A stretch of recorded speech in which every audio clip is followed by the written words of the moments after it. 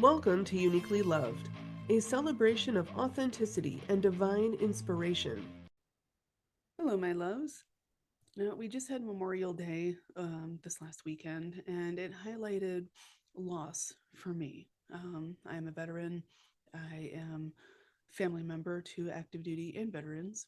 So this time of year is always pretty, uh, loss is highlighted quite a bit. And in honor of Memorial Day, and anytime I go through any kind of grief, I like to memorialize it by doing a little ritual and a few other things that help bring me closure and comfort. And I want to share some of them with you. First of all, it doesn't matter if you lost a friend, family member, coworker, pet, a way of life. Um, no one grieves the same way as someone else. So, how you go through it, it's okay. No one gets to tell you that, oh, I'm fine, you should be over it by now, or, it's been a few months. Why are you still really hurt by this? Ugh. I've heard that before and it still boggles my mind. Um, Compassion is needed so much, especially self compassion during times of major, major transition. And death, loss is a major transition. So, how you grieve, there's no comparison. And do what's right for you. Be kind to you. Allow yourself to feel love and compassion and kindness for yourself. Give yourself that grace. Give yourself the self care that you need to help nourish your body during these times. Because any kind of emotional distress weighs heavy on us, no matter what we're doing. And it can affect everything. And it does affect everything for most of us. Know that no matter what, you are not alone. You have support. There are groups out there. There are support groups. Many of them are free, ran by nonprofits. I will post some links within the description of the episode, but some of them: Hospice Foundation of America. There's also the Compassionate Friends, and there is griefshare.org. Those are not the only ones. There are local counselors, hospitals, clinics, even quite a few resources within the local funeral homes. They are all available there for you to find more assistance and support here in, amongst people who are also grieving and people who know how to handle it. You can also seek out coaches like myself, life coaches, spiritual healers. Uh, many of us, no matter where you are, want to help, are willing to help, and can offer so many different ways to support you during these times. So you're never alone, even though you really feel like it sometimes. And I know it sucks, it does. But there are so many different ways that we can cope. Um, Self care is one of the biggest priorities that are definitely needed during those times. Another way that I have found really helps me and has helped many of my friends and clients: write a letter to the individual that you lost. Um, it could be pet, it could even be the old you if you just went through a massive transition and you lost a way of life or the way that you were, or you're transitioning from a major career and you're suffering the grief from that, because significant change of many kinds bring about grief as well. So write them a letter, pour your heart out, not in a way that it is all I'm going to miss you and I don't know what I'm going to do without you. That can definitely be included, but focus on the times that fill your heart with joy. Focus on the memories that you're going to cherish. Write to them as if they're still there. And focus on the really good times, the memories that you really want to keep. It helps. Trust me, it helps. And then you don't have to do this all in one sitting because that can be gut wrenching. Take your time with it, and little inspirations might pop into your mind over the week or so that you decide to, start on this. And once you have it exactly how you want it, it can be this part is it can be very healing. Get something that is their favorite, something maybe that you shared with them, whether it be like a favorite food or favorite scent, like incense, flowers, baked goods. um, and then light a candle, whether it be your favorite or their favorite color, something to kind of commemorate the occasion or to help. I call it a ritual. You can call it whatever you want. It's a little ceremony to help honor their memory. And you'll gather up all the items, whatever feels right to you, and you don't need to go buy anything special whenever we do anything like this. And it doesn't matter the type of ritual we're doing. Um, you can use anything you have on hand. If you want to bake something or make something special for it, go right ahead. This is all a part of you healing. So if it feels right for you, do it. Um, but get your letter, whether you have it on your phone or on paper, is fine. And light your candle. Have all the little ingredients, herbs, incense, whatever else that you actually want. It could be a picture of them as well, near you.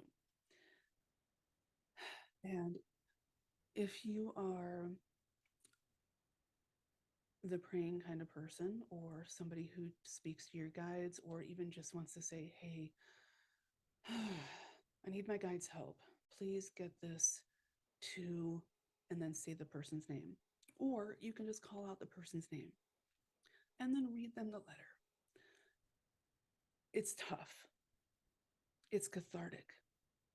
It's it is healing. It's tough to get through, especially if you're doing it out loud. I know for me, I'm fine. I'm fine until I have to speak something out. And then it's like the waterworks.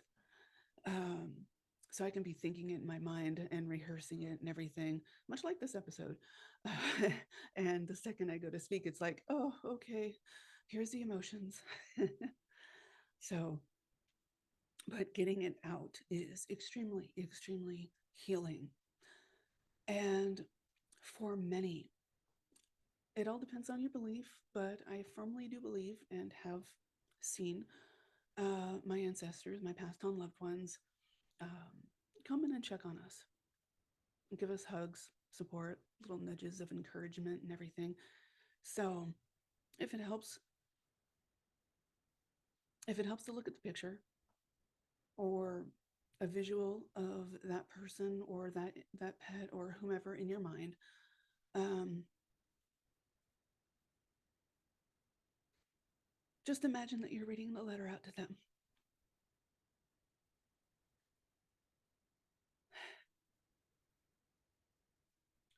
I've done this quite often.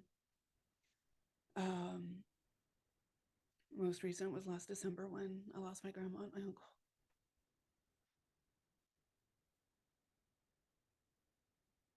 But it helps. It helps give you a little bit of closure, especially if you didn't get to say goodbye.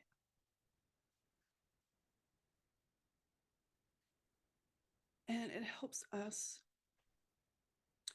feel like we're doing something because you are. You're sending out that love, that compassion, and all those cherished memories. You're sending it out to them, to your heart, to the universe, however you want to look at it. And it's appreciated. And you are always supported whenever you do anything like this. We have guides, we have support in the ethereal or the spiritual realms, however you want to look at it. So they hear us.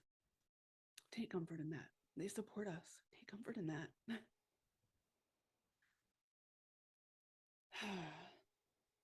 Another way that I sometimes will mark an occasion, especially like Memorial Day, or um, even if I'm ending an old cycle,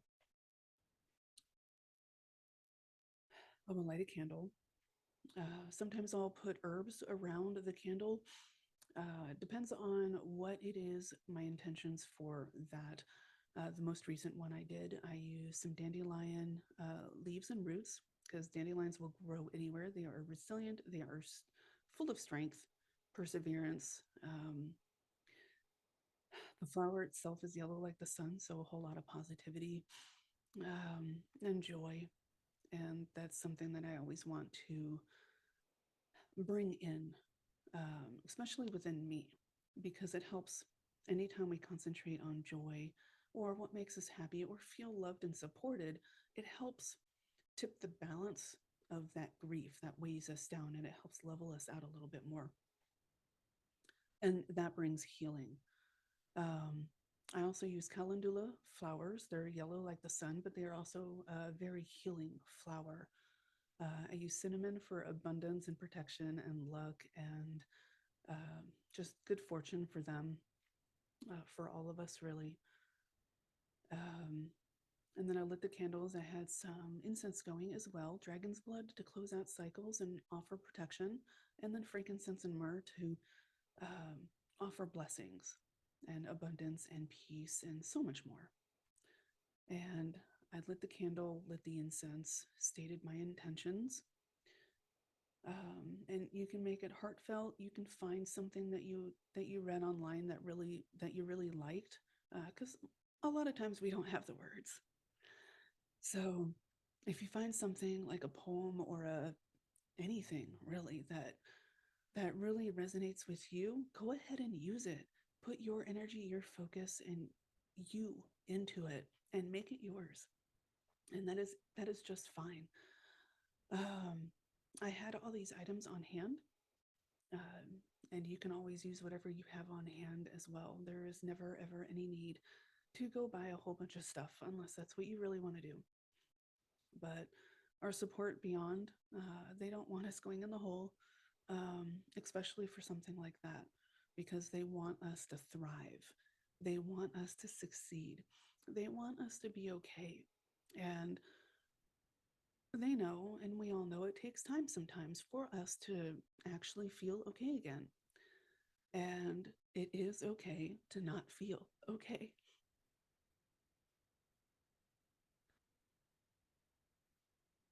Just don't give up. Keep trying. Keep doing little things to help you heal. Keep taking care of yourself. Keep hydrating. Keep eating the good foods. Um, Salt baths, bubble baths, self-care and pampering. They help. And I know it can feel selfish sometimes, especially if you're used to being the giver or the caretaker. But you have to take care of you. You are worthy. You are loved. You are supported. You are needed. So take the time you need to grieve. Find the support you need to heal. Do the little things, even if it doesn't make sense to other people. Do them if they bring you comfort. My little rituals don't always make sense to people who don't believe in magic or believe in universal energies. I don't care. They help me. They help a lot of people that I help as well. So find what fits for you. Take inspiration from absolutely anywhere, um, especially if it feels good and it makes sense to you. Find what's right in your heart, and you won't go wrong. So I love you. I support you. Always remember, you are accepted, you are valid, and you are loved.